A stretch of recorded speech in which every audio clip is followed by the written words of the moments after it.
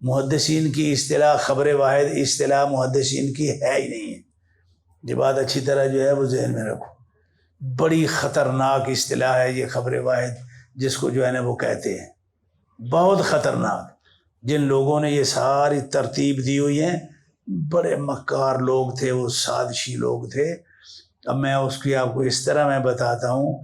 بھائی جب آپ خبر واحد کہتے ہیں تو کوئی ضروری نہیں ہے کہ وہ خبر رسول اللہ سے ہو، وہ خبر کسی کی بھی ہو سکتی ہے.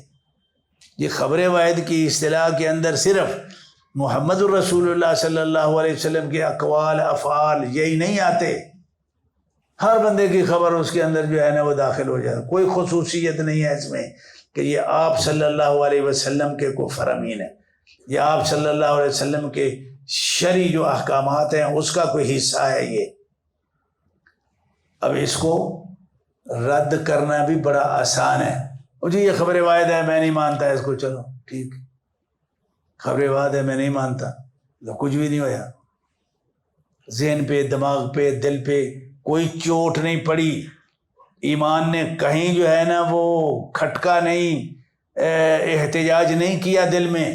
لیکن جب آپ یہ کہیں گے کہ یہ حدیث صحیح حدیث جو محمد الرسول اللہ کی حدیث ہے اور محدثین کے نزدیک صحیح حدیث ہے، اللہ اور اس کی رسول کی شرطوں پہ پوری اترنے والی حدیث ہے، میں اس کو نہیں مانتا.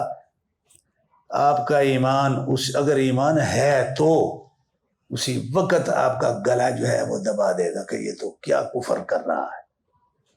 دو لفظ ہیں، ایک ہے حدیث صحیح، ایک ہے خبر واحد.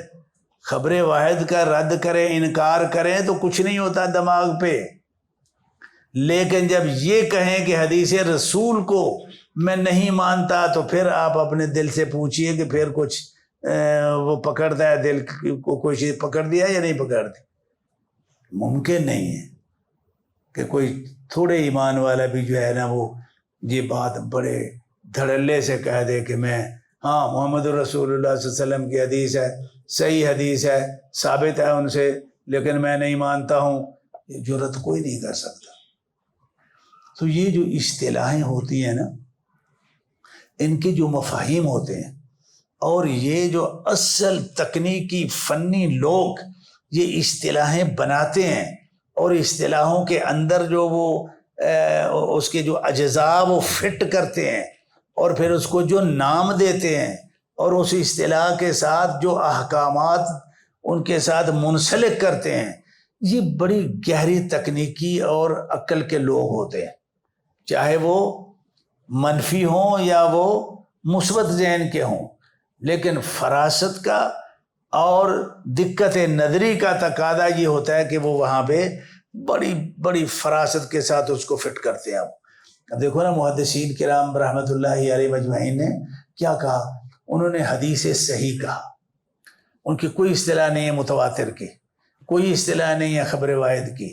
محدثین جب بھی کسی حدیث کی تخریج کرتے ہیں تو اس پہ حکم کس لفظ سے لگاتے ہیں؟ صحیح کے لفظ سے لگاتے ہیں.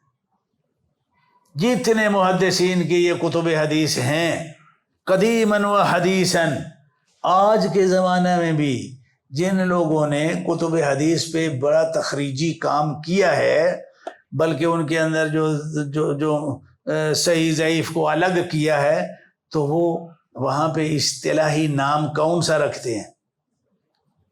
صحیح کا یا متواتر کا؟ صحیح سنن ابن ماجہ، صحیح سنن نسائی، صحیح سنن ابی داود، اس طرح پہ کہیں آپ کو یہ اصطلاح نہیں ملے گی کہ وہ حدیث کے ساتھ متواتر احاد متواتر احاد اس طرح پہ. کبھی دیکھا ہے آپ نے کسی حدیث پہ جو احکامات فی زمانہ بھی جو محدثین لگا رہے ہیں اس میں متواتر احاد کے نام پہ لگا رہے ہیں یا صحیح ضعیف وغیرہ کے نام سے لگا رہے ہیں؟ صحیح ضعیف کا جو ہے نا وہ لفظ استعمال کرتے ہیں.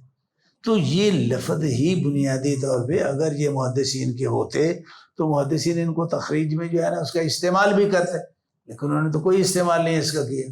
تو یہ کہاں سے آ گئی؟ یہ کہیں اور جگہ سے آیا، منطق فلسفے سے آیا، زبردستی لا کے اس کو جو ہے نا وہ داخل کر دیا اس میں. اور بالخصوص عقیدے کی کتابوں میں، اصول فقہ کی کتابوں میں یہ سارا انہی لفظوں پہ جو ہے نا وہ سارا گزارا کرتے۔ تو بہرحال بات کو مختصر میں کرتا ہوں بھائی، محدثین کا اپنا جو ہے وہ متواتر موجود ہے، اور ان کو یہ منطقی فلسفیوں کے متواتر کے ذریعے احادیث کی قطعیت کو ثابت کرنے کی کوئی محتاجی نہیں ہے۔ اس کام کے لیے محدثین کے پاس اپنا ضابطہ بڑا مضبوط معقول جو ہے وہ موجود ہے، کہ ہر وہ حدیث جو محدثین کے ہاں بالاتفاق صحیح ہے، امت کے ہاں جو ہے وہ قابل عمل ہے، معمول بھی ہے، اس کا ثبوت اللہ کے رسول صلی اللہ علیہ وسلم سے یقینی ہے، وہ قطعی ہے۔ بس حدیث کی قطعیت کا جو ہے وہ ادراک کرنے کے لیے یہی ایک ان کے پاس سب سے بڑی اصل ہے، جو بڑی معقول اصل ہے۔ تو اس لیے بھائی اب اس کو جو ہے نا وہ ذہن میں رکھیں، اور یہ خبر واحد کی اصطلاح سے آپ جو ہے نا بچیں، اس سے جو محدثین کی اصطلاح ہیں، صحیح کی، ضعیف کی یا دوسری جو ہیں، ان کا جو ہے نا وہ استعمال کریں۔ بس یہی منہج ہے، اور اسی منہج پہ قائم رہیے۔